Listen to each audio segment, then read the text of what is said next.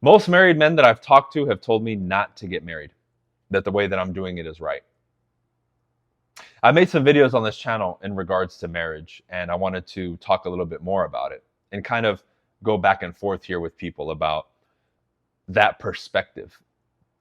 The fact that if I talked to, let's say, 100 married men and maybe a handful of them told me they loved it, they'd recommend it, there's something special about it, but the other 95 told me not to, stay away, it's a disaster, it's a trap, one really begins to wonder, is everybody crazy, or is there some validity to that? Because this isn't just opinions or random people. These are people who have done it, are still in it, have been divorced, are about to get married, and everything in between.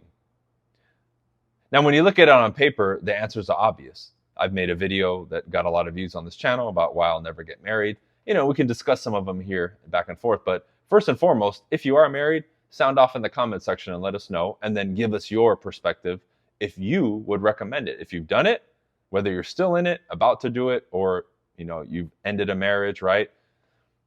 Would you recommend it or not? Openly and honestly, right? Just share your story or whatever it is. And maybe one day I can start featuring some of you on the channel just to talk about this and make it a discussion, because I already made a choice a long time ago that I'm not going to go down that path for many reasons, right? One of the main reasons that I believe that that opinion is held so strongly by most, especially men, because that's really what we're talking about here, right? Is the government has interlaced itself with marriage. Marriage once was an institution of religion primarily, right? And yeah, we used it, you know, back in the day for power moves, right? People wanted to keep wealth within families, carry on the name and the legacy, power, kings, all that stuff, right? It wasn't really about love back then. That's more of a more recent thing, right? I don't know all the specifics about marriage with a lot of the religions. My assumption there would be more about love and commitment and duty there. But let's be real, right? The marriage outside of that was just about wealth transfer and all that kind of stuff, right? And family names and power and legacy and all that, right? It's most recently that we've kind of been this, oh, I love you and all that kind of stuff, right? But the government's interlaced into it. So the moment I sign that paper, I'm liable for a lot. I am liable regardless if the other person honors a contract or not. We have at fault and no fault divorce states, right? But I know the person that I'm married to could go out, mess around. I could have evidence of their infidelity and all this stuff, and I could still be liable to pay them alimony, child support, right? Even if I bought a home and they didn't contribute to it, I would potentially have to pay them out a portion or half, maybe even more, depending on what state I'm in, right? And the lawyers and the judge. That's a tremendous amount of risk. So someone says, well, Bryan, you're looking at it pessimistically. Fair enough. But all I need to do is look at the percentages. It's an over 50% divorce rate. So it's basically a flip of a coin that I'm going to be in that situation at some point. 5 years, 10 years, right? You're seeing all these stories, right? Like NBA players get with the girl, she shames him, right? Which we'll be talking about in this video too. He doesn't get a prenup. A year later, boom, divorce. I want $1 million a year or whatever it is. Insane. I saw that happen with an NFL player. I think Dwight Howard recently as well. New wife within a year.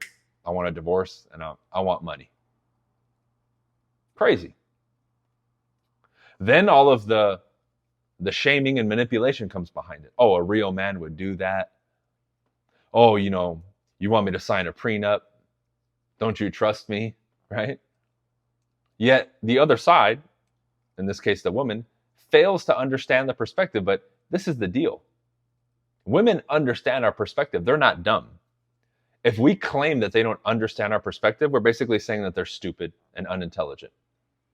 I don't think that of most women. I don't think they're dumb. So they get it, but they want to put themselves in the best position. So this is a manipulation or a strategy. So I look at marriage as business. I look at even relationships as business. And if both parties benefit, great. But if only one is benefiting, that's a problem. There's an imbalance there.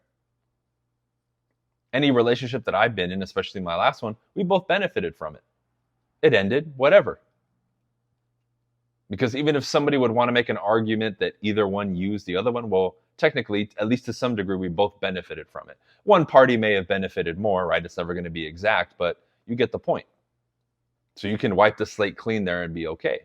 But when I enter into a contract with somebody and they're incentivized to break it, and then like I've heard some horror stories when it comes to marriage, it's like, whoa. Where you prove this person was, you know, stepping out on me. They were having an affair. They're living with someone else now. Like I've heard cases where the woman's already living with another man and still asking for money. It's like you're living with somebody else and you have everything paid for. What do you need money for? And the judge still gives it to him. I'm just like, what? Now people can say, okay, those are extreme examples. Well, it's a little bit more regular than you think. However, you have to understand, again, from our perspective, there's a possibility of that happening. And even if I'm dealing with the opposite sex, like a woman who's, honorable, right? What happens when she steps into the lawyer's office or people start chirping? Friends, family, you need to talk to a lawyer, right? A lot of times somebody who has clean intentions could be manipulated by a lawyer because of this. And they fill up their heads with ideas and all that stuff, right? It's happened. So there's so many pieces in this puzzle where it's just like, oh man, why would I subject myself to that? Now, I've talked about in a lot of my videos the harsh truth of our nature as human beings and then the Disney fairy tale and how most people fall into these extremes. So in this case with marriage, living the Disney fairy tale in your mind could destroy you. And we've seen many stories like that. And the internet has just spread that like wildfire. So when you understand the nature of human beings, why would you enter into a contract like that? At least from my perspective, it just doesn't make any sense. I could maybe make some sort of argument for, saving money in taxes and that kind of stuff. But again, from a business standpoint, one or two little things potentially. But other than that, overwhelmingly, it's the opposite. It's too much of a risk. When you look at marriage itself, I believe that a lot of females, not all, but a lot, want it for the clout, the acknowledgement of the party and their peers and all that stuff, the celebration, the wedding, not the actual marriage. Because think about it. We get married in, sickness and in health, for richer, for poor. We're supposed to stick with each other until the end. And how many people a year later, I'm not happy? Because that's one of the arguments, right? Well, you can leave. Now, aside from the small percentages of actual physical abuse and that kind of stuff, okay, let's take that off the table. Let's take that off the table, right? Because people will always bring that up. That's a small percentage. Let's be real. It's not all. It's a very small percentage where it's not just being exaggerated, because people have been proven liars, where a woman will not know she's being recorded in her house. She'll call the cops. Oh, he hit me. The guy shows the cops the video footage. It never happened. She just made it up because she knows she can get away with it. Again, a tactic. They know what they can get away with. But going back to that other point, right? Like why it doesn't add up. It doesn't add up, right? With all these things like, the lawyer, the influence, well, they're incentivized to break it. It just keeps piling on all these things where why would I do it? So if I did do it, and not even, marriage, if I decided to live with a woman, I would more than likely do a cohabitation agreement. And in the event that there's a pregnancy, that a paternity test is required. No, and then that's paranoid, that's extreme. Why is it extreme? If somebody's coming in with no ill intention, they should have no problem doing it. Because if I was requested things like that, it wouldn't be a problem. Again, why would and let's bring that on the table real quick, because I brought it up, why does the paternity test offend people? As a woman, you birth the child. Of course, it comes out of you. There's no question there. If you didn't do anything, there was no indiscretions, why not give the man the peace of mind? How is that so offensive? Like, I don't get that. I really don't get it. It's a simple request. swab, right? However they do it. Okay, here you go. Any chick that I've gone out with, I've brought that up long before the internet was out and all that. I told them, if and I told them I don't want kids, but if we ever decide to have kids, because I'm also the type where I'm more pro LIFE. I don't know if you can say it right. So if I was to get a girl, pregnant, even if I didn't want it, I would carry it to term and say, okay, I got to take responsibility for it. But I even told them we would take a paternity test. I remember even saying that like in high school, before any of this stuff was out, right? Because I had already had enough experience with women and kind of saw how the world was, where I, I got rid of the rose-colored glasses, rose-tinted glasses, however they say it, right? A long time ago. I know how the world works. I know how men are. I know how women are. I know what happens behind the scenes.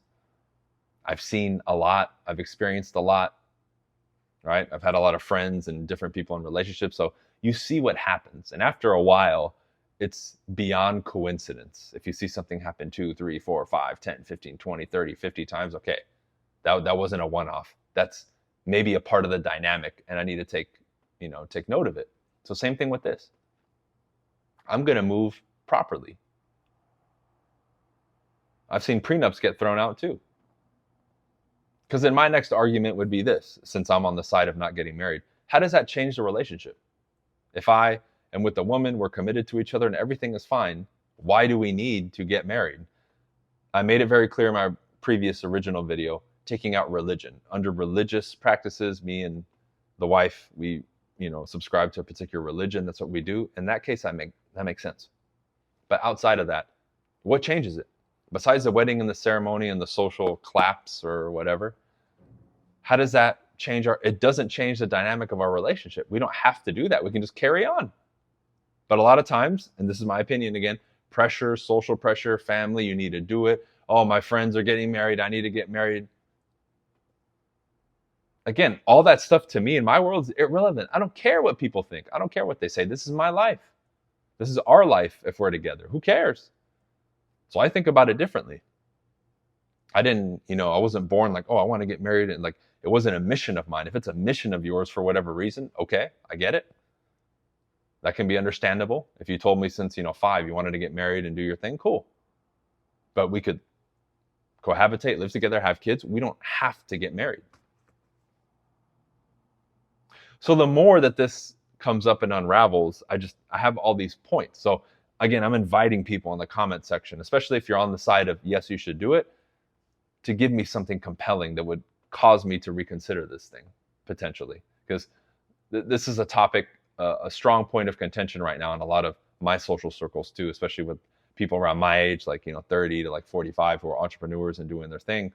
Most of the ones that I've met, that I know, or that I'm meeting, I would say 90+% of them are like, I'm never going to do it.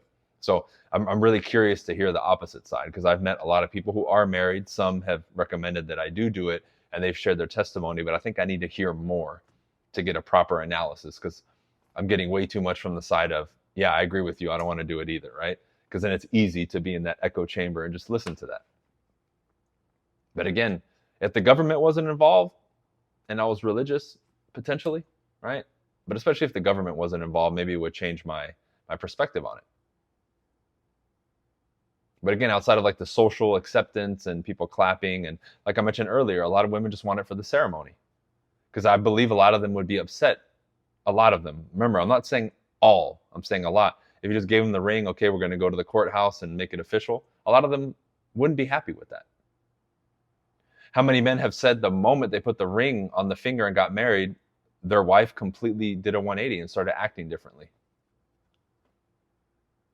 All of a sudden, that security of, I got my man and I'm good, now I can gain weight, I can do whatever. I've heard and listened to a lot of stories from people around me about that, because now they have the security. Because they know men, typically on average, they don't leave as quickly as women. They stick with it longer. I'll agree. I did the same thing in my relationships.